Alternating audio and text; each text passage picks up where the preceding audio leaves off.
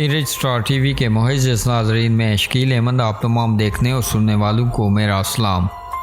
नाज़रीन, राजा कबीर मरहूम कत्ल केस के मुजरम चौधरी साकब को हाथा कचहरी में राजा कबीर मरहूम के बेटे राजा ज़ैन कबीर ने गोलियों का निशाना बना दिया।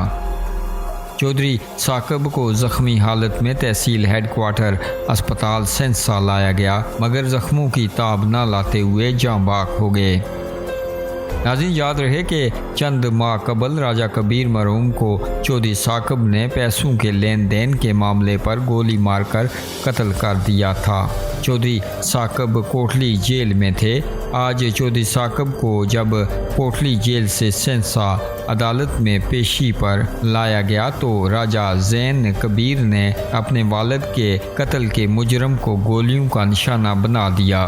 नाज़रीन, राजा ज़ैन कबीर को पुलिस ने मौका वारदात से गिरफ़्तार कर लिया। नाज़रीन, आप अपनी राय का इजहार कीजिएगा और मज़ीद ऐसी खबरों से बाखबर रहने के लिए हमारे इस चैनल को सब्सक्राइब कीजिएगा।